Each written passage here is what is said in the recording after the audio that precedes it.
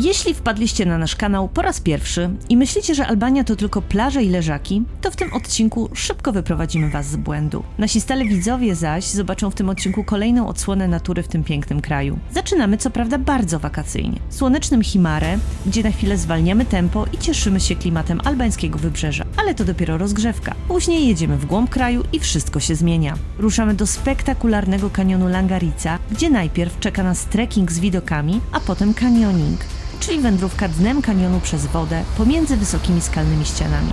A po takim wysiłku najlepsza możliwa nagroda – relaks w naturalnych basenach termalnych. Na koniec zabierzemy was na jedną z najdzikszych rzek Europy – Wiozę. Plan był prosty – spokojny spływ kajakiem i piękne ujęcia.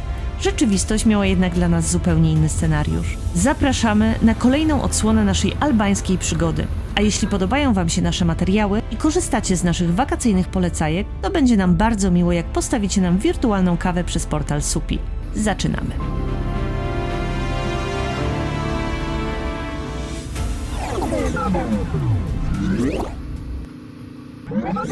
Odrobinkę zmieniliśmy klimaty z górsko-kanionowo-rzecznych, wodospadowych na nieco wypłaszczone, ale bardziej mokre. Mianowicie przenieśliśmy się nad morze, na Rivierę Albańską do Himare. Do Himare. Chociaż my tak szczerze powiedziawszy za Himarę jakoś tak najbardziej to nie przepadamy, chociaż też są urokliwe tutaj zatoczki. Znaczy na pewno są piękne plaże, tylko to miasto jest ohydne. A no, No tak jest ohydne. no dobra no. Nie ma co tutaj lukrować i przykrywać ich problemów. Plaże są piękne, morze piękne, skały piękne, miasto ohydne, ale mniejsza z tym. Mamy inny pomysł tutaj na razie. Tak, ale zatrzymaliśmy się w Himare, dlatego, bo Armin ze swoją knajpą musiał niestety przenieść się z Bodź do Himary. I w zasadzie niestety nie ma już takiej restauracji, jak miał wcześniej. O, mała przerwa, jeżeli chodzi o ceny leżaków w Himare, sezon 1500 lek za dzień, ale macie w tym litr wody. Dobra, koniec wtrętu. No, więc właściciel wypowiedział mu umowę i musiał się przenieść ze swoim lokalem gdzieś indziej i na ten moment prowadzi taki fast food w Himare właśnie, więc postanowiliśmy, że zatrzymamy się tutaj w Himare i zrobimy mu małą niespodziankę, bo on nie wie, że przyjeżdżamy. A widziałam na relacjach, że ma taki zapiernicz w tym swoim fast foodzie, Dla kolejnych pracowników. że szuka kolejnych pracowników i raczej nie ma czasu oglądać, co się dzieje na Insta. Poza tym nawet pewnie myśli, że nawet jeśli coś wrzucamy, to nie wiadomo, czy to jest aktualne, czy nieaktualne, bo my czasem wrzucamy pewne filmy z opóźnieniem, więc zupełnie się nas nie spodziewa, więc zrobimy mu małą. Jest. Dobra. Tak mogę powiedzieć, Jaki tancerz? tańczyć muzyka.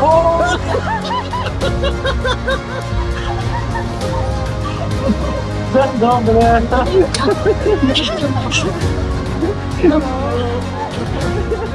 Ja nie ukrywam, że po tym trekkingu, kiedy spaliłam 528 kalorii, jestem głodna jak wilk.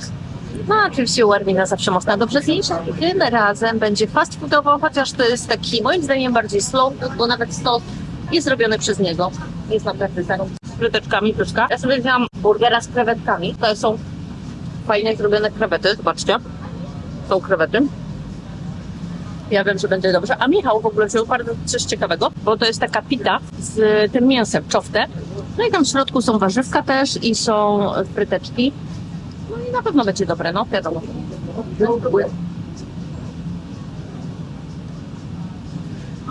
No, dobra. Jakie to jest zajebiście. Naprawdę. I to tylko 400 lek. 4 euro, 16 zł, 17. Pyszne.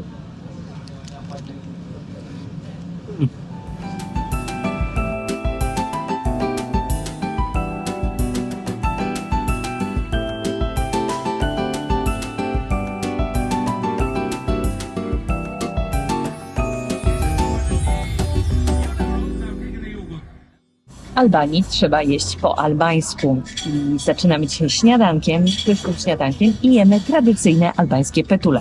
Co to są petule? Można powiedzieć, że to takie nasze racuchy, tylko bez jabłek, czyli takie puszczyste drożdżowe ciasto, często na bazie jogurtu, smażone na gorącym oleju, wrzucane na gorący olej i zazwyczaj podaje się to jako ciepłą przekąskę albo właśnie w opcji śniadaniowej. Możecie je spotkać z serem białym, albo z dżemem, albo z masłem. Ja dzisiaj mam opcję z dżemem.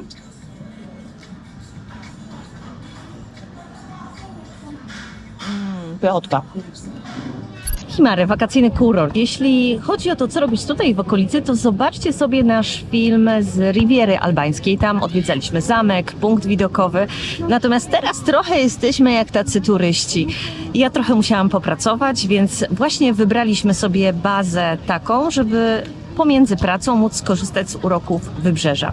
Plaża w samym centrum Himare, koło promenady, jest plażą piaszczystą. Poza nią są takie plaże z drobnymi kamyczkami i to wybrzeże jest bardzo fajne, bo ma dużo fajnych zatoczek. Natomiast jeśli chodzi o ceny, no to ceny są kurortowe. Para leżaków kosztuje 1500 leków. Można wprawdzie znaleźć za 1000, ale to już bardziej oddalone od centrum, albo w jednym z ostatnich rzędów, bo zdarza się, że niektóre bary mają podzielone. Pierwsza linia brzegowa kosztuje tam 1500 leków i potem czym dalej od brzegu, tym te leżaki są tańsze. Do 1000 leków to była najtańsza opcja, jaką tutaj znaleźliśmy. Ceny w barach, bym powiedziała, też są kurortowe. Myślę, że jeśli ktoś przyjeżdża na taki wypoczynek typowo na leżenie, czyli wynajem leżaka, jakiś apartament, wieczorne życie, no to te wakacje do tanich nie należą. Więc tutaj te wszystkie opinie, które mówią, Albania nie jest już taka tania, jak najbardziej myślę, że to jest prawda. Jeśli planujecie tego typu wypoczynek, no to pewnie taniej będzie przyjechać na all inclusive. Natomiast jeśli chcecie zwiedzać, dużo się ruszać, to znajdziecie jedzenie w bardzo dobrych, przystępnych cenach. Miejscówkę na nocleg mamy genialną, więc teraz pora na testowanie okolicznych restauracji. I powiem Wam tak, zamówiliśmy talerz owoców morza i sałatkę grecką. Ten talerz owoców morza kosztuje 1900 leków. Jesteśmy w restauracji Louis Potami, więc jak widać do Waniego we Wlorze nie ma żadnego podskoku. Żadnego. Tam talerz za 800 leków wygląda znacznie lepiej niż to tutaj. Zobaczymy, jak będzie smakować. No jest sałatka, porcja bym powiedziała też jak na albańskie warunki bez szału, no ale to jest Himare i to jest przy plaży. No więc ceny są kurortowe.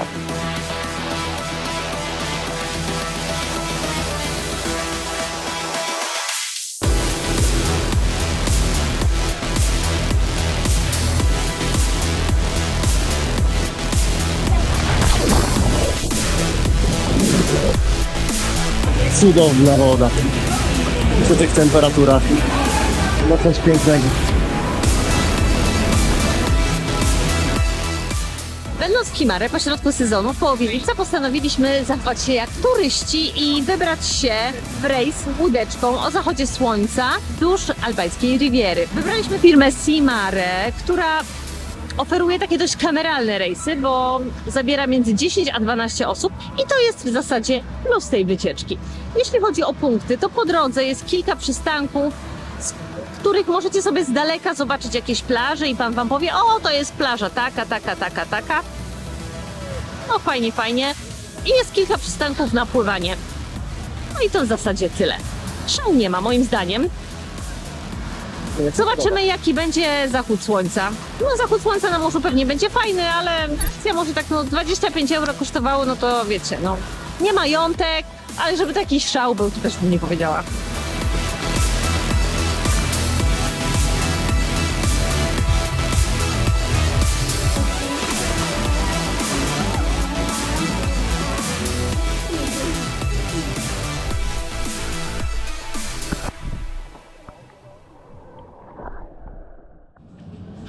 Na śniadanko wybieramy jak żeby inne miejsce, jak nie fast food Ayani.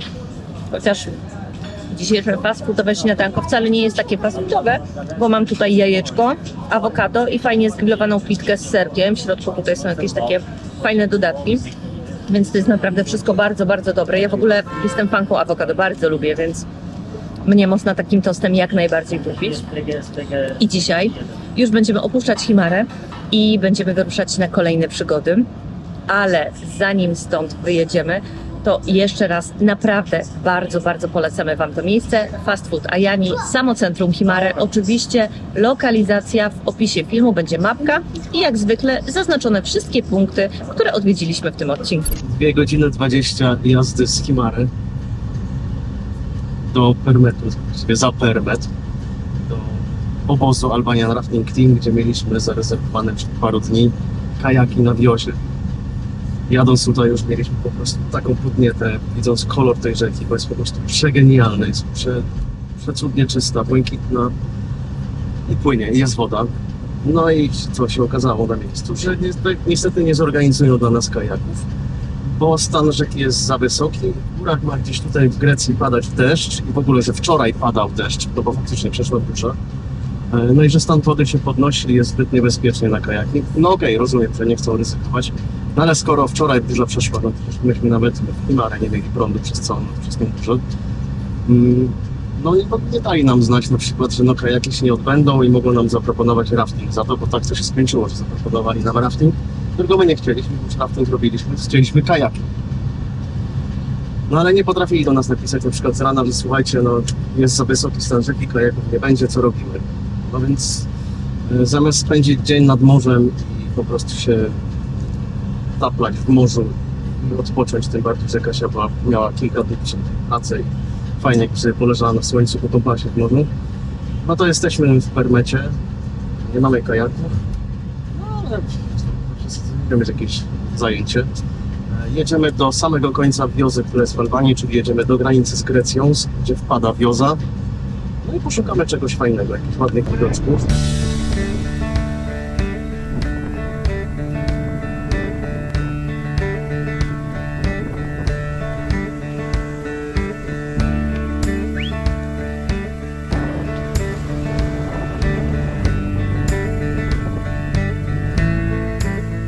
Wyjechaliśmy troszkę drogi w kierunku Grecji.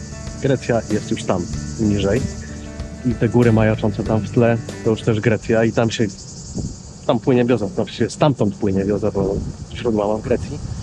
No przepiękny kolor tej rzeki, jak ona tutaj meandruje. Droga jest dla fanów jazdy górskiej, bo to jest masa zakrętów, bardzo kręta, wąska. Fajnie się jedzie. No po jednej stronie mamy góry, które mają prawie 2500 metrów wysokości. Część wygląda trochę jak góry Sawatara, część wygląda trochę jak Dolomity. Ta rzeka, jest dużo zieleni, dużo skał, jakieś równiny. Tu część tak albańska, zupełnie jeszcze inne takie wapienne skały. No naprawdę super widoki. No i właściwie tutaj już ludzi nie ma żadnych. Parę punktów widokowych, jest co pooglądać. Jeżeli nie macie nic do roboty, jesteście w Permecie bądź Kelcyrę, no to myślę, że warto tu przyjechać, a nie tylko jechać na gorące źródła i Kanion Langarice. Po oglądaniu wioza, niestety nie po kajakach, przyszło czas na posiłek. Wybieramy już nie po raz pierwszy restaurację Alvi, która jest niedaleko gorących źródeł Bench i Kanionu Langarica, nad całą rzeką wiozą. Piękny widok, cudowny taras i rewelacyjne, tradycyjne jedzenie albańskie. Zazwyczaj bierzemy tutaj zupę na pierwsze danie, bo są pyszne, tradycyjne zupy. Ja tym razem wziąłem zupę Grand Match babci. Czyli to jest taki bulion warzywny z ryżem, ziemniakami, marchewką, mlekiem i jajkiem. Bardzo gęsty, bardzo pożywny i też bardzo gorący. Przy tym upalenie jest to łatwo doprowadzić, żeby się schłodził. Ale jest bardzo stonowane, bardzo fajna potrawa. Do tego wziąłem sobie sałatkę pomidorową. A Kasia ma rybę strągę najprawdopodobniej, tutaj z wiozy. Plus frytki i sałatka. Do tego po piwku. Sama ryba bez żadnych dodatków kosztuje 700 leków, z frytkami i sałatką 900, sałatka pomidorowa 300 leków, zupa 300 leków i piwa po 200 leków. No nic, bardzo fajna lokalizacja. Mam nadzieję, że Wam będzie smakować tak jak nam. Ja jeszcze polecam tutaj pieczony ser kaczkawy, którego dzisiaj nie jemy, bo jest za gorąco i nie da się w tych temperaturach zjeść czegoś takiego, ale podawany jest w takim glinianym naczynku i jest w ogóle przepyszny. Kolejny dzień, kolejny poranek, kolejne możliwości, kolejne atrakcje. Jesteśmy po raz kolejny w Bench, czyli za Permetem, w miejscu, gdzie są najpopularniejsze gorące źródła. Najpopularniejsze dlatego, bo Albania ma wiele takich miejsc. To nie jest jedyne miejsce, zwłaszcza na północy, tam w okolicach Peszkopi też są takie miejsca, w których te gorące źródła siarkowe, gorące to trochę za dużo powiedziane, myślę. Ale ciepłe. Ale ciepłe, tak. Są, natomiast te są zdecydowanie najbardziej popularne, do tego stopnia są najbardziej popularne, że z dzikiego miejsca, które tutaj było jeszcze w zasadzie rok temu, Zrobiło się nie dzikie miejsce, już całkiem ucywilizowane. Tak, i najlepsze jest to, że właśnie trwają tutaj prace. Najpierw w ogóle poprawiali baseny, które były wcześniej naturalne, no i oczywiście je spieprzyli tak, że ta woda się w ogóle nie chciała przelewać i stała i nie wyglądała za ciekawie. Potem je poprawiali. Teraz tutaj jakieś są betoniarki, jakieś prace Coś- nadal coś tu trwają. robią. Doprowadzili drogę, parking już kosztuje 200 leków. Jak byliśmy w czerwcu, to jeszcze było za darmo, ale to już było do przewidzenia, że to jest kwestia dni lub tygodni i zaczną kasować, no i już kasują. Przy czym to nie jest oficjalny parking, tylko to są jakieś takie pola przed parkingiem Tak. oficjalnym, bo jakby całe to miejsce jeszcze jest w budowie i nie jest oficjalnie otwarte. Także Tak, są na dlatego- przykład zrobione toalety, ale są zamknięte na klucz. Tak, no bo jeszcze nie jest oficjalne otwarcie, ale najlepsze jest jeszcze to, że tutaj też w związku z tym, że trwają te prace, na przykład przywieźli w donicach takie drzewa, które przypuszczam, że planowali zasadzić, czy jakieś takie mniejsze rośliny, ale wiadomo, że oni mają czas. W związku z tym jeszcze tego nie zrobili, a drzewa tego czasu nie miały, no i uschły. No, Więc w donicach są takie nieposadzone, wyschnięte zupełnie drzewa, czy w takich pojemnikach właśnie jakieś takie rośliny ozdobne, z których już pożytku nie będzie. no przy tym lekko przydługim wstępie chciałem tylko zaznaczyć, że naszym dzisiejszym celem nie są gorące źródła, chociaż no pewnie też z nich skorzystamy później, ale w pierwszym etapie wybieramy się do kanionu Langarica, a właściwie nad niego, bo idziemy dookoła tego kanionu, a potem dopiero wejdziemy do wnętrza, a kanion to jest tam, się zaczyna. Poranek już jest ciepły, Bardzo ciepły. Kanion ma między 4 a 5 km chyba długości, z tego co pamiętam. tak, wewnątrz, ale ta trasa dookoła ma około 20 km, co w tych temperaturach no, będzie całkiem sporym wyzwaniem, ale liczymy na naprawdę zajebiste widoki, bo w niektórych miejscach te pionowe skały mają nawet i 150 metrów wysokości, więc widoki z góry będą niezłe, a potem spróbujemy to zobaczyć od dołu. O ile tam dojdziemy i nie umrzemy wcześniej upału.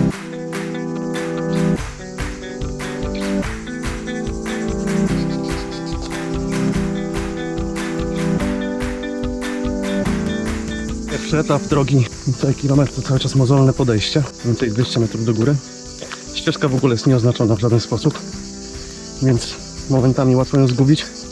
Tym bardziej jak się przechodzi przez takie skały, gdzie nic nie widać. Więc trzeba się rozglądać, gdzie jest ścieżka, albo korzystać z GPS-u, z mapy offline. Moment, Kasia znalazła oznaczenie szlaku. Już idę. Pokaż na to. A, Od razu widać z daleka. tak, z daleka było widać. Wiadomo, że idzie się albo w tą, albo w tą stronę. Pierwsza spotkana na szlaku żmija nosoroga. Się zestresowałam. Właśnie, to jest naprawdę jadowity wąż. Podobno jest jeszcze gorsza niż ta nasza zygzakowata, więc po prostu patrzcie pod nogi. Ona chyba była tak samo wystraszona jak ja i nie była zainteresowana spotkaniem ze mną, więc sobie poszła w krzaki. Ale się trochę zestresowałam. Trochę. Ile to było rabanu? Ale fakt, ta żmija jest na tyle niebezpieczna, że najbliższe antidotum na tę żmiję jest w Tiranie, żeby było śmieszniej. A do Tirany stąd jest w pizdu. Te 4 godziny jazdy. Co? Znowu... To tylko jaszczurka. A, jaszczurka tym razem, okej. No to już mamy jaszczurkę i żmiję, zobaczymy, co jeszcze spotkamy na swojej drodze. A szlak jak na razie nie jest zbyt widokowy, chociaż w drugą stronę, jak popatrzę na tę górę, no to widok jest, ale ma pewien plus, mianowicie prowadzi cały czas w jakichś takich gęstych krzakach, więc idziemy w dużej mierze w cieniu. A w cieniu. No, trochę słońca jest. W cieniu. Do czego to doszło, że ona narzeka na upał, nie ja. Ale jaja. No nic, w każdym razie nie jest tak źle, jak myślałem, że będzie. Jest. Paruda, niszczyciel dobrej zabawy. Mamy pierwszy punkt widokowy na trasie, taki punkt widokowy z prawdziwego zdarzenia, gdzie widoki są naprawdę fenomenalne. I te góry są w ogóle bardzo, bardzo różne, bo tam patrzymy, one wyglądają trochę jak dolomity. Tutaj są znowu takie bardziej takie łagodne, te są porośnięte lasami. Tutaj te skały są takie wręcz piaskowe, jakby z takiego czerwonego piachu, razem z takimi właśnie skałami szarymi, więc bardzo zróżnicowany krajobraz. No ciekawe, a pod nami płynie Langarica.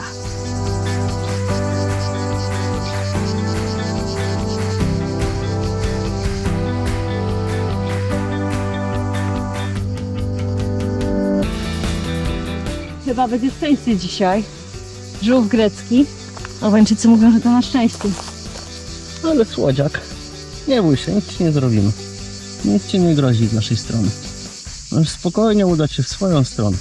A jeszcze wracając do żółwi, jak spotkacie takiego, który przechodzi przez drogę, a w Albanii to też jest popularne, nieraz już spotykaliśmy, to słuchajcie, zatrzymajcie się i przenieście go na drugą stronę, żeby go po prostu coś nie rozjechało, bo szkoda, bo te żółwie greckie to jest w ogóle gatunek, który jest bliski zagrożenia wyginięciu. On jeszcze nie jest zagrożony, ale jest już bliski zagrożeniu, więc no fajnie byłoby, gdybyśmy razem dbali o to, żeby przetrwało ich jak najwięcej.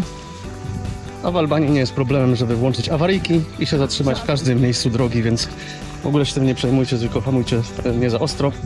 Awaryjeczki żółwia do ręki albo na bluzę na przykład, czy koszulkę, jeżeli nie chcecie dotykać, i umieśćcie go w bezpiecznym miejscu. Widoki są tutaj naprawdę cudne, chociaż żadne zdjęcie i żadne nagranie tego nie odda. Naprawdę tutaj ten kanion, który wchodzi w takie ciemne barwy, na dole jest rzeka, w oddali góry. No, na zdjęciu tego nie widać. Żadne zdjęcie tego nie oddaje. Zbliżamy się mniej więcej do połowy trasy, czyli do mostku nad kanionem, gdzie tutaj jest końcówka właściwie kanionu, bo kawałek wyżej w górę rzeki jest zapora i taka przelewowa elektrownia z czasowym jeziorem, bo w tej chwili jest zupełnie wyschnięte, są tylko kamienie i drobna rzeczka, ale jest taka elektrownia. A zaraz wchodzimy na mostek i ruszamy w drugą stronę do początku, albo raczej do końca kanionu. Tam tylko przebierzemy bambetle, rzucimy do samochodu to, co nie może zamoknąć i będziemy wchodzić już do środka kanionu, gdzie suchą nogą się go przejść nie da. Jak kanionu Holta, a kanion Holta możecie zobaczyć w naszym filmie Durres i okolice, do którego przy okazji zapraszam. Po niecałych 2 kilometrach od mostka i drogą taką offroadową schodzimy znowu na szlak pieszy. Nawet jest taka kubka kamyczków, więc dobrze weszliśmy. A jeżeli ktoś by chciał iść dalej drogą offroadową, no to ona od mostku do źródeł ma 11 km. Natomiast szlakiem jest koło 7 według szlakowskazu. Zobaczymy, ile to ma prawdy jest w tym. No, ale zapowiadają się niezłe widoki. No, już widzimy punkt widokowy, na którym byliśmy na początku niemalże naszej wyprawy. Na takiej łysej skale. No to teraz ją widzimy już z drugiej strony. Wow! Namalowany szlakowskaz na kamieniu. Już nie kubka kamieni, tylko normalnie, profesjonalnie farbą namalowane. No wow! Elegancko.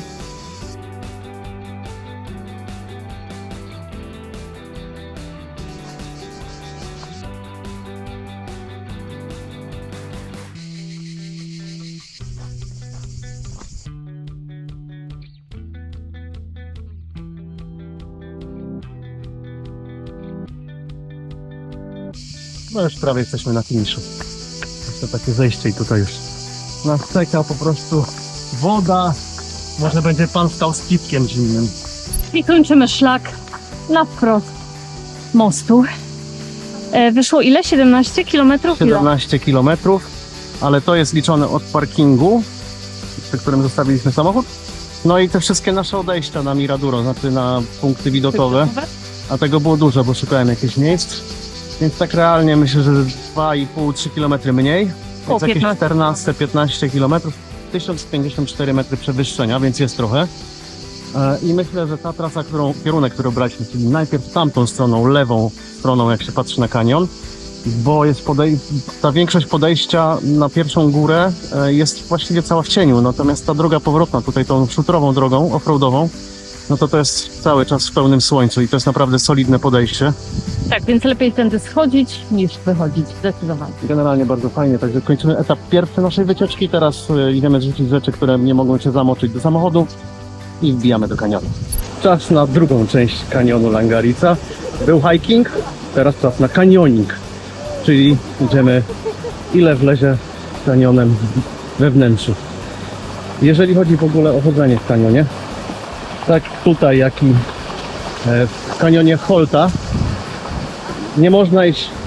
nie można przejść suchą stopą tego kanionu, to jest pierwsza rzecz. Ale jak nie można przejść suchą stopą kanionu rzeki, górskiej rzeki, no to nie można absolutnie iść na boso. Nie ma bata. Po prostu tu jest bardzo dużo kamieni, są zagłębienia, są miejsca, gdzie się pewnie idzie po pas, po szyję nawet w wodzie. Więc bose stopy odpadają, klapeczki, japoneczki odpadają. Kroksy też odpadają. Kroksy odpadają, bo się ślizgają i można uderzyć po prostu nieosłoniętymi palcami o kamienie. Jeżeli chodzi o buty takie do wody, do pływania, no dobra, one coś tam chronią, ale tak, bardzo dużo jest tych kamieni. Niektóre są duże, ostre, więc jest niebezpiecznie. A poza tym w wielu miejscach jest też bardzo dużo gliny, więc ten but taki do pływania może po prostu w tej glinie już zostać i nie wrócić razem ze stopą. No chodzi o to, żebyście mieli naprawdę dobrą przyczepność. To jest jakby ważne. Więc nasza propozycja to są jakieś takie siateczkowe adidasy związane ewentualnie. My mamy takie buty z Merrella, trekkingowe, właśnie siateczkowe poniżej kostki, więc one bardzo szybko schną. Fajnie się w nich idzie. A dopiero co byliśmy tam u góry. Ale to są kolejne baseny, także jeżeli nie chcecie się gnieździć z większą ilością ludzi w tych pierwszych basenach koło mostu, no to nie ma na co czekać, tylko iść troszeczkę w górę rzeki. I jest jeszcze kilka basenów, w których też się można pomoczyć z tą ciepłą wodą. No wczoraj jak tu przyjechaliśmy wieczorem, to byliśmy w zasadzie sami w jednym z tych dalszych. Tak. Jeszcze w ogóle mieliśmy takie fajne słońce, tuż przed zachodem słońca, złotą godzinę. Fajne foteczki. No, takie instagramery.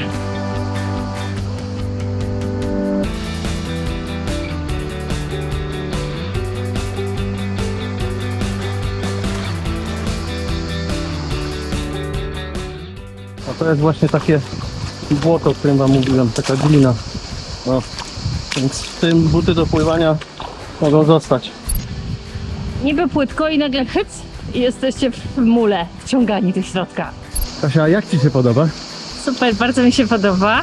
I jedna bardzo ważna rzecz, sprawdzajcie sobie zawsze, jak tutaj jesteście, prognozę pogody. Bo jak to w górach czasami mogą przyjść burze, a wtedy poziom tej wody bardzo gwałtownie się podnosi i były już takie sytuacje, że trzeba było ewakuować stąd turystów, więc pamiętajcie, bezpieczeństwo przede wszystkim. O, ale jakie chłodzenie fajne. Po mniej więcej 2 kilometrach od startu dotarliśmy do miejsca, gdzie nie ma od jakiegoś czasu ludzi. Więc widać, energia na zwiedzanie kanionu kończy się po jakieś 1,5 kilometra. A tu jeszcze jest gdzie iść. Po co zawracać?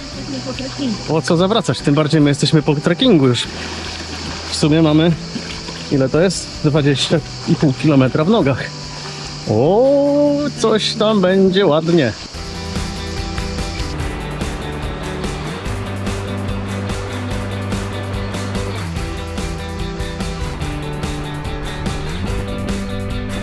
Plecakiem nie da rady, no bo tutaj jest tak głęboko, że ja nawet do dna nie dosięgam, uwaga. Zakrywam mi głową. No nie jestem koszykarzem, ale 1,80 m jest. Za nami kanionik. Zrobiliśmy dokładnie 5 km. Zajęło nam to, w sumie to nie wiem, nie zauważyłem kiedy weszliśmy, ale około 2,5-3 godzin. No, zabawa rewelacyjna, ta woda genialna, te ściany, kanion, no to jest po prostu no coś nie do opisania, jeżeli się tego nie zobaczy. Widoki są przepiękne, a tak jak już mówiłam w trakcie, jak szliśmy, ta woda super przyjemnie chłodzi, więc w taki upał uważam, że to jest naprawdę genialne. Zdecydowanie, tak. I porównując to do hikingu, który zrobiliśmy wcześniej, to tak, no hiking to hiking, no to też jest przygoda po prostu chodzenia po górach i wyjście ze strefy komfortu, szczególnie w tym upale. Ja wolę być w swojej strefie komfortu. Było bardzo przyjemnie wtedy, kiedy można się było schłodzić w wodzie. Zapieprzenie dookoła tego kanionu. Było super.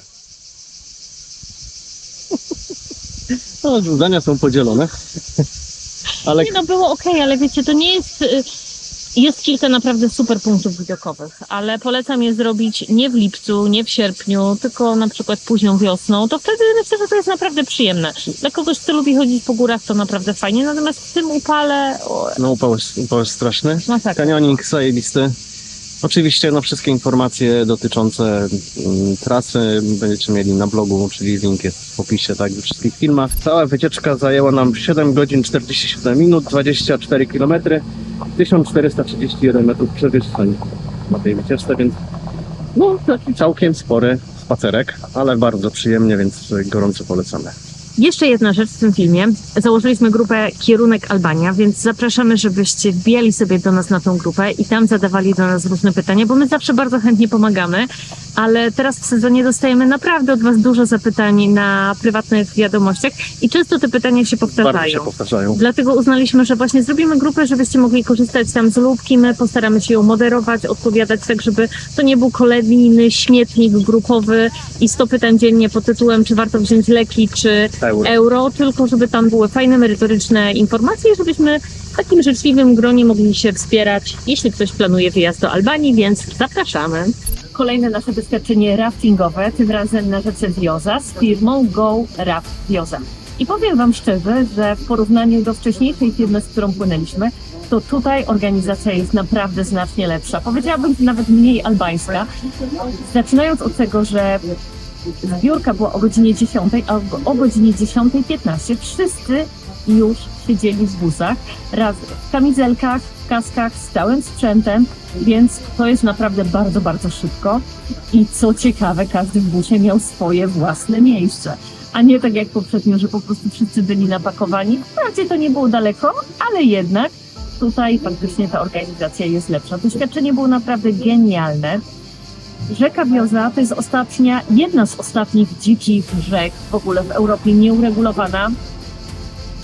Stała się bardzo sławna, bo Leonardo DiCaprio kilka lat temu wykorzystał swoje zasięgi i stanął w obronie właśnie nieuregulowania tej rzeki, bo były plany postawienia tutaj elektrowni wodnej. Udało się, utworzono park narodowy i teraz możemy się świetnie bawić na kajakach, na raftingu i korzystać z tego pięknego miejsca i z otoczenia, jakie daje nam ta wspaniała natura. Jeśli chodzi o ocenę tego naszego doświadczenia z Go Raft Vjosa, no to dajemy zdecydowanie 11 na 10. Było naprawdę super. Co najlepsze, cenowo są rewelacyjni. Rafting kosztuje jedynie 35 euro, a na przykład ta firma, z którą pływaliśmy wcześniej, ma ceny praktycznie razy 2. Więc jakość tutaj broni się sama, a dodatkowo cena rewelacja. Niestety nie możemy się z wami podzielić ujęciami ze spływu, bowiem niemal na końcu przygody mieliśmy solidną kraksę ze skałą, wypadliśmy z kajaka, a nasza kamerka postanowiła nas opuścić. Ale nie zraziło nas to i na Wiozę z pewnością wrócimy. A tymczasem niestety żegnamy się z Albanią. Do zobaczenia w kolejnym odcinku.